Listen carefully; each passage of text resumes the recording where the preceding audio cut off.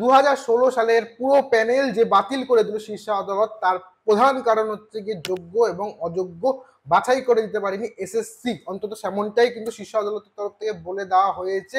আর এর মূলত প্রধান কারণ হচ্ছে গিয়ে এসএসসির কাছে কিন্তু 2016 সালের যে পরীক্ষার্থীদের ওএমআর শিট, তার কোনো কপি বা মিরর ইমেজ নেই। আর এই ওএমআর শিট কিন্তু বলা হচ্ছে নষ্ট করে দেওয়া হয়েছে এবং কিছু অযোগ্যদের কিন্তু ভুল নাম্বার দিয়ে তাদের কিন্তু এই যোগ্য বানিয়ে চাকরি দেওয়া হয়েছে। তো এই জিনিসটাই কিন্তু 2022 সাল থেকে যে সিবিআই তদন্ত করে আসছে, তার যে চার্জশিট আছে সেই চার্জশিটে কিন্তু 4 মূর্তির উল্লেখ আছে। তো কে এই 4 মূর্তি, তো সেটা নিয়ে আজকের এই ভিডিওটা বলবো। এবং এই ভিডিওতে আরো বলবো যে কালকে কিন্তু বিকাশ ভবনে শিক্ষামন্ত্রী ব্রাত্য বসু এবং হচ্ছে গিয়ে এসএসসি এবং মধ্যশিক্ষা পর্ষদের কর্তাদের সঙ্গে কিন্তু 13 জন এই চাকরিহারা যে শিক্ষক শিক্ষিকা এবং শিক্ষাকর্মীদের যে একটা গ্রুপ, তাদের থেকে 13 জন প্রতিনিধি কিন্তু গিয়েছিলেন, মিটিং করেছেন 3 ঘন্টার। এবং তারপর কিন্তু শিক্ষামন্ত্রী একটা জিনিস জানিয়েছে, সেই জিনিসটা কি সেটা নিয়ে আজকের এই ভিডিওটা। নমস্কার, আমি দীপ্তকার, তোমরা দেখছো আমার ইউটিউব চ্যানেল, যেখানে আমি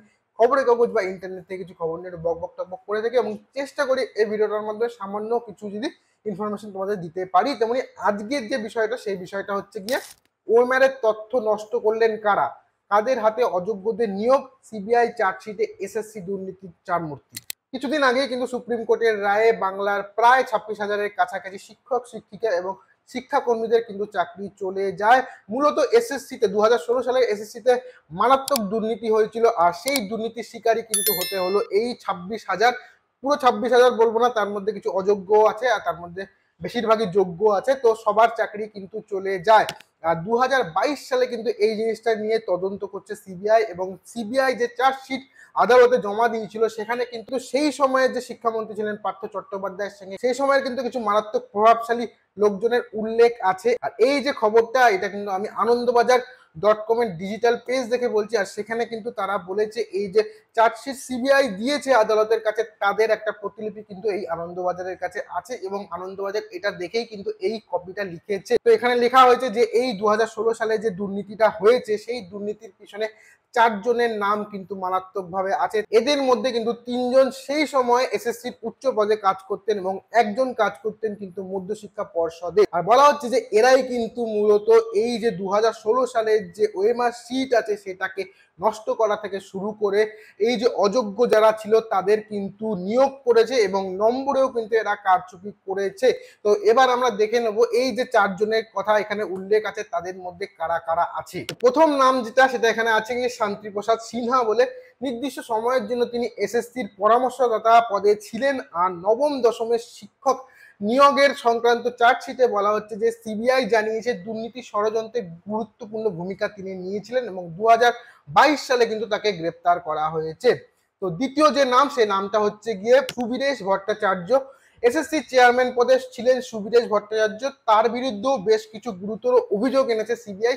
2022 সালের সেপ্টেম্বর মাসে কিন্তু তাকে গ্রেপ্তার করা হয়েছে। এরপর যার নাম আছে লিস্টে, তার নাম হচ্ছে গিয়ে অশোক সাহা। এসএসসি চেয়ারম্যান পদে সুবীরেশের মতো নির্দিষ্ট সময়ের জন্য দায়িত্ব সামলেছেন কিন্তু এই অশোকও বলা হচ্ছে তার আমলেও দুর্নীতি হয়েছে বলে সিবিআই অভিযোগ। এবং 2022 সালের সেপ্টেম্বর মাসে কিন্তু সুবীরেশের সঙ্গে এই অশোককেও গ্রেপ্তার করা হয়েছে। আর 4 মূর্তির মধ্যে শেষ মূর্তি ছিলেন কল্যাণময় গঙ্গোপাধ্যায়। তিনি এসএসসির কোনো পদে না থাকলেও তিনি কিন্তু মধ্যশিক্ষা পর্ষদের একটা পদে, মানে মধ্যশিক্ষা পদের সভাপতি ছিলেন, এবং তিনি তার নিজের ক্ষমতার অপব্যবহার করে অযোগ্যদের নিয়োগের ব্যবস্থা করেছিলেন। আর তাকেও কিন্তু সিবিআই গ্রেপ্তার করেছে 2022 সালে। আর এই যে 4 জনের নাম আমি বললাম, সেটা কিন্তু তোমাদের শর্টে করে বললাম যে কি করেছে বা কোন পদে তারা ছিলেন, এবং পুলিশ তাদের গ্রেপ্তার করা হয়েছে। কিন্তু তারা আসলে কি কি অভিযোগ তাদের উপরে আছে সেটা কিন্তু এই যে আনন্দবাজারের কপিটাতে খুব ডিটেলসে লেখা আছে। আমি এই কপিটার লিঙ্ক ডেসক্রিপশনে দিয়ে দিচ্ছি, তোমাদের যাদের মনে হবে যে এইটা একটু জানা উচিত, তো তোমরা সেই লিঙ্কটা ক্লিক করে কিন্তু এই কপিটা পড়তে পারো। তো এই 4 জন ছাড়া কিন্তু আরো 2 জনের নাম এখানে উল্লেখ করা হয়েছে। সেই 2 জনের নাম হচ্ছে, একজন হচ্ছে গিয়ে পর্ণা বোস এবং একজন হচ্ছে গিয়ে প্রসন্ন রায়। পর্ণা বোস কিন্তু বলা হচ্ছে এসএসসির প্রোগ্রাম যে ডিপার্টমেন্ট বলে একটা জায়গা ছিল, সেই ডিপার্টমেন্টের অফিসার ছিলেন, এবং এই যে নাম্বার যে কারচুপি হয়েছিল, সেই কারচুপি কিন্তু যে সার্ভারের মাধ্যমে হয়েছিল, সেই সার্ভারের দায়িত্বে কিন্তু এই পর্ণা ঘোষ বলে যার নাম, তিনি ছিলেন। আর এর সাথে যে আরেকজনের নাম নিলাম, সে হচ্ছে গিয়ে প্রসন্ন রায়। আর এই প্রসন্ন রায় কিন্তু এসএসসি দুর্নীতির বলা হচ্ছে প্রধান মিডিল ম্যান। তো এই যে চার্জশিট সিবিআই দিয়েছিল 2022 সালে তদন্ত করার পর আদালতে, এবং যার কপি বলছে এখানে আনন্দবাজার তাদের কাছে একটা প্রতিলিপি আছে।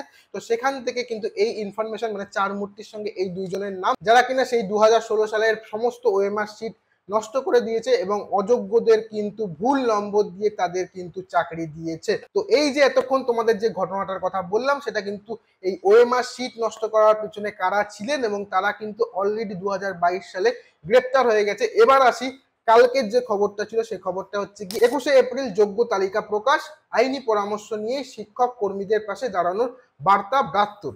তো কালকে শুক্রবার দিন কিন্তু শিক্ষক, শিক্ষিকা এবং শিক্ষাকর্মী যাদের চাকরি চলে গেছে তাদের পক্ষ থেকে কিন্তু 13 জনের একটা প্রতিনিধি দল বিকাশ ভবনে গিয়েছিলেন, এবং সেখানে আমাদের রাজ্যে যে শিক্ষামন্ত্রী আছেন ব্রাত্য বসু এবং এসএসসি এবং মধ্যশিক্ষা পর্ষদের কর্তাদের সঙ্গে কিন্তু তাদের মিটিং হয়। প্রায় 3 ঘন্টা ধরে সেই মিটিং চলে, এবং সেখানে সেই 13 জন কিন্তু তাদের একটাই যে দাবি, সেই দাবি জানিয়েছে, সেটা হচ্ছে কি যোগ্য এবং অযোগ্য বাছাই করতে হবে। যে ওএমআর শিট তার মিরর ইমেজ বা যাই হোক সেটাকে পেশ করে যাতে যোগ্য এবং অযোগ্যটা প্রপার ভাবে বাছাই করা যায়, এবং কোনোভাবে যাতে যারা যোগ্য তাদের যাতে চাকরি না যায়, তাদের চাকরি আবার ফিরিয়ে দিতে হবে। আর সেই জিনিসটাতে কিছুটা হলেও কিন্তু সম্মতি দিয়েছে শিক্ষামন্ত্রী ব্রাত্য বসু। আর তারা বলেছে যে 1.5 সপ্তাহের মধ্যে, মানে হচ্ছে কি 21শে এপ্রিল কিন্তু এই যোগ্য অযোগ্যের যে লিস্ট আছে সেই লিস্টটা কিন্তু দেওয়া হবে, মানে হচ্ছে গিয়ে ওএমআর শিটের নাকি মিরর ইমেজ বা এরকম কিছু একটা পেশ করা হবে। কিন্তু শিক্ষামন্ত্রী এই আশ্বাস দেওয়ার পরেও কিন্তু যারা চাকরি হারা আছেন তারা দ্বন্দ্বে আছেন, কারণ তারা জানেন যে এসএসসির কাছে কিন্তু কোনো এই যে ওএমআর শিট 2016 সালের যে ওএমআর শিট তার কোনো মিরর ইমেজ নেই। আর এক প্রকার ভাবে বলা হচ্ছে যে সরকারও কিন্তু এই জিনিসটাকে মেনে নিয়েছে যে এসএসসির কাছে কিন্তু 2016 সালের কোনো ওএমআর শিটের ডিজিটাল কপি বা তোমার হচ্ছে গিয়ে যেটা বলে মিরর ইমেজ সেটা কিন্তু নেই। একমাত্র একটাই জিনিস আছে যেটা সিবিআই গাজিয়াবাদ থেকে উদ্ধার করে এনেছে, একটা হার্ড ডিস্ক। সেই হার্ড ডিস্কের মাধ্যমেই বলা হচ্ছে এই যোগ্য এবং অযোগ্য বাছাই করা হবে। আর এটা বলে রাখি যে এই হার্ড ডিস্কটাই কিন্তু সুপ্রিম কোর্টে পেশ করা হয়েছিল এসএসসির তরফ থেকে যোগ্য অযোগ্য বাছাই করার জন্য। সেইখানে যখন সুপ্রিম কোর্ট সেই জিনিসটাকে মান্যতা দিল না, তো পরবর্তীকালে আবার সেই জিনিসটা দেখেই আবার যোগ্য অযোগ্য বাছাই করার কি মানে দাঁড়াবে সেটা জানি না। কিন্তু 21 তারিখে বলা হচ্ছে, কিন্তু 21শে এপ্রিলে কিন্তু বলা হচ্ছে যে যোগ্য অযোগ্য তালিকাটা সরকার বা এসএসসির তরফ থেকে কিন্তু দেওয়া হবে। এখন দেখার যে সেই লিস্টটা কিরকম বেড়ায়, কারা যোগ্য বেড়ায় কারা অযোগ্য বেড়ায়, মানে প্রপার যোগ্যরাই কি যোগ্য বেড়ায় কিনা সেটাই এখন দেখার বিষয়। তো আমরা সবাই এখন সেই দিকে মানে 21 তারিখের দিকে তাকিয়ে আছি। তো আজকের এই ভিডিওটা আমি এখানে শেষ করছি। ভিডিওটা তোমাদের কেমন লাগলো সেটা তোমরা কমেন্ট করে জানাতে পারো। ভিডিওটা ভালো লাগলে ভিডিওকে লাইক করতে পারো, ভিডিওকে শেয়ার করতে পারো। আর আমার চ্যানেলে নতুন হয়ে থাকলে প্লিজ আমার চ্যানেলটাকে সাবস্ক্রাইব করে দিও। দেখা হচ্ছে আবার পরের অন্য কোনো একটা ভিডিওতে। ততক্ষণ সবাই ভালো থেকো, সুস্থ থেকো, আর সত্যমেব জয়তে।